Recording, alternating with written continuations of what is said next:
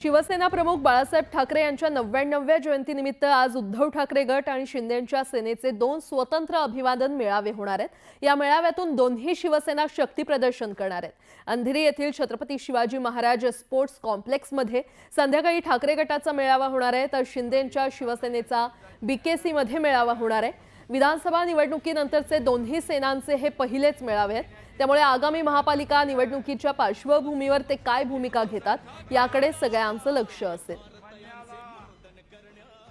तर आपण पाहतोय अंधेरीमध्ये उद्धव बाळासाहेब ठाकरे गटाचा मेळावा पार पडेल, तर शिंदेंच्या सेनेचा मेळावा हा बीकेसी मध्ये होणार आहे। मुंबईमध्ये आज मेळाव्यांचा दिवस आहे।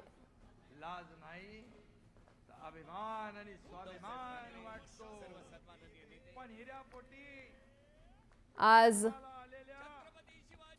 मुंबईमध्ये दोन मेळावे पार पडणार आहेत। शिवसेना प्रमुख बाळासाहेब ठाकरे यांच्या 99व्या जयंतीनिमित्त उद्धव ठाकरे गट आणि शिंदेंच्या सेनेचे अभिवादन मेळावे होणार आहेत। या मेळाव्यातून दोन्ही शिवसेना शक्ती प्रदर्शन करणार आहेत।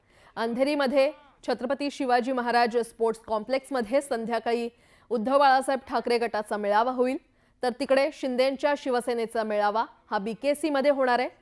विधानसभा निवडणुकीनंतरचे दोन्ही सेनांचे हे पहिलेच मेळावे आहेत, त्यामुळे आगामी महापालिका निवडणुकीच्या पार्श्वभूमीवर ते काय भूमिका घेतात याकडे संपूर्ण राज्याचं लक्ष असेल।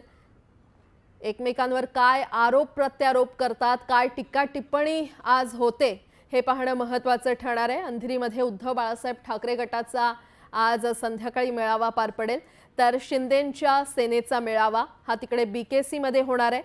त्यामुळे दोन्ही मेळाव्यातून उद्धव ठाकरे त्यांच्या मेळाव्यातून आणि शिंदेंच्या मेळाव्यातून एकनाथ शिंदे नेमकं काय बोलतात याकडे संपूर्ण राज्याचं, कार्यकर्त्यांचं, शिवसैनिकांचं लक्ष लागलेलं आहे।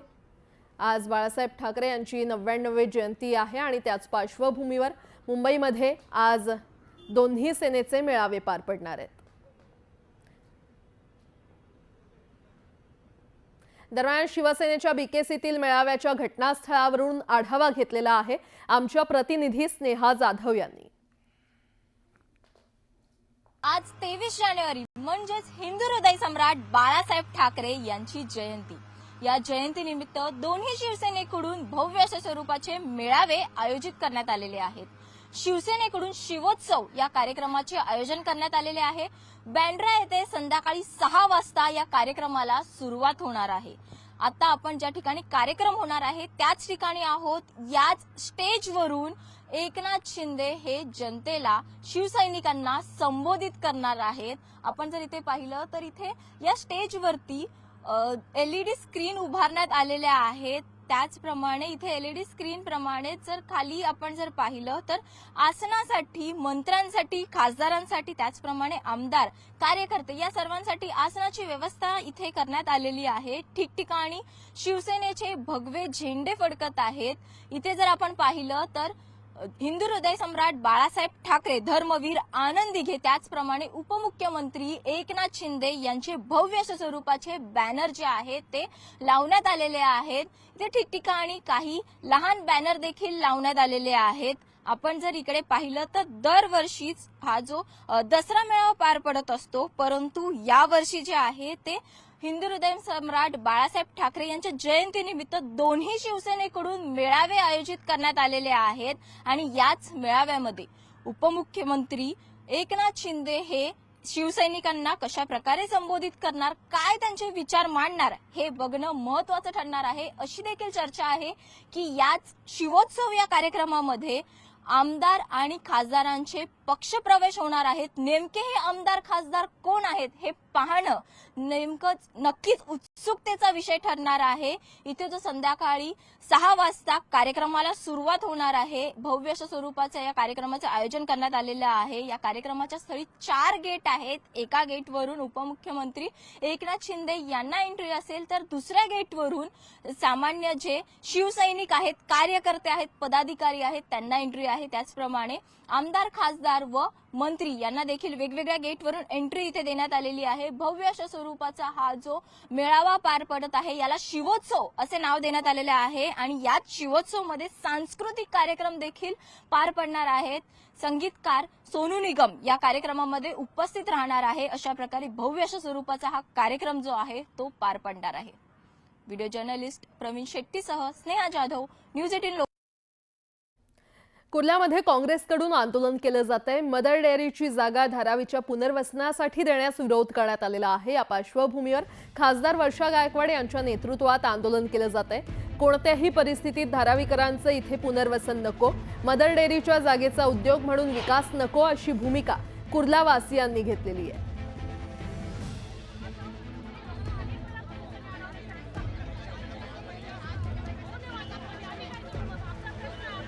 नालासोपाऱ्यातील अनधिकृत इमारतीवर तोडक कारवाईला सुरुवात झालेली आहे. न्यायालयाच्या आदेशानंतर 41 इमारती तोडण्याचे आदेश न्यायालयानं दिले होते आणि त्यातील 34 इमारतींवर हातोडा चालवला जातोय. त्यामुळे ही कारवाई सुरू होताच रहिवाशांनी संताप व्यक्त करत कारवाईला विरोध केला. तर आपण पाहतोय नागरिकांचा हा आक्रोश, कारण नालासोपाऱ्यामध्ये अनधिकृत इमारतींवर हातोडा चालवण्यात येतोय. तब्बल 24 इमारतींवर, माफ करा 34 इमारतींवर हातोडा चालवण्यात आलेला आहे. या सगळ्या इमारती अनधिकृत होत्या आणि त्यामुळेच न्यायालयानं हा निर्णय दिलाय. दरम्यान कारवाई विरोधात रहिवाशांनी मात्र संताप व्यक्त केलेला आहे आणि या संपूर्ण परिसरात पोलिसांचा मोठा बंदोबस्त देखील पाहायला मिळतोय.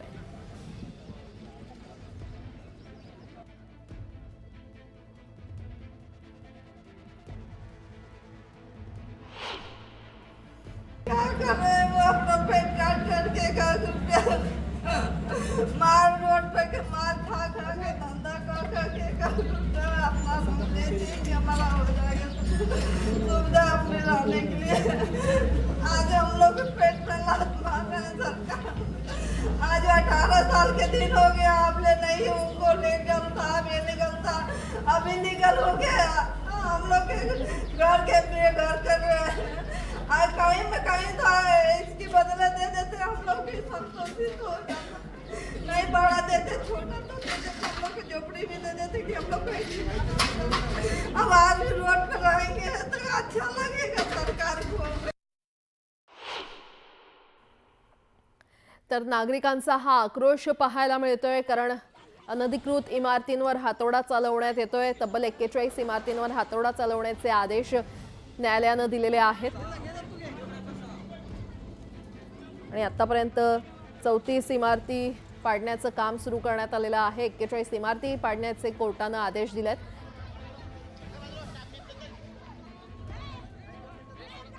या ठिकाणी या संपूर्ण परिसरात पोलिसांचा मोठा बंदोबस्त देखील तैनात करण्यात आलेला आहे. मात्र या कारवाई विरोधात रहिवाशांनी संताप व्यक्त केलाय, आक्रोश करताना ते पाहायला मिळत आहे. नालासोपारा पूर्वेकडील अग्रवाल विजयलक्ष्मी नगरमध्ये आज मोठी कारवाई आहे. माझ्यासोबत पालिकेचे सहाय्यक आयुक्त मोहन संके सर आहेत. आपण त्यांच्याकडून जाणून घेऊया. काय सांगाल सर, ही कोणती कारवाई आहे, कशा प्रकारे ही कारवाई होणार आहे? माननीय उच्च न्यायालयाच्या आदेशानुसार ही कारवाई आहे. ही जी जागा आहे ती सर्वे नंबर 22, 23 आणि 83, 34, 22 ते 34 आणि मग हे मलनिस्सारण आणि डम्पिंग ग्राउंडसाठी ही जागा आरक्षित झालेली आहे. आणि जे अनॉथराईज बांधकामे झालेली 41 बिल्डिंग, त्यापैकी 7 बिल्डिंग आपण मागच्या वेळेला तोडलेली आहेत. आता राहिलेल्या ज्या 34 बिल्डिंग आहेत त्या आजपासून निष्कर्षणाची कारवाई सुरू करण्यात आलेली आहे. या ठिकाणी जी ही जागा जेव्हा हे होत होती त्यावेळी लोकांनी असा आरोप केला की महापालिकेने का नाही त्यावेळी कारवाई केली. ती सिडकोच्या काळात होती आणि नव्यानेच महानगरपालिका झालेली तेव्हा काही वेळा आपल्याकडे हे नव्हतं आणि त्यावेळेस त्या बिल्डिंग इमारती झालेली आहे. आता ती हायकोर्टाच्या आदेश, माननीय उच्च न्यायालयाच्या आदेशानुसार आपण कारवाई करतोय. सर, या ठिकाणी ही कारवाई किती दिवस चालणार आहे? आता 36 इमारती निष्कासित करायची, त्या कालावधी सांगू शकत नाही, पण कालावधी कंटिन्यू चालू राहील आमची. या ठिकाणी मोठ्या प्रमाणात कारवाईला सुरुवात झालेली आहे आणि या ठिकाणी जे उर्वरित ज्या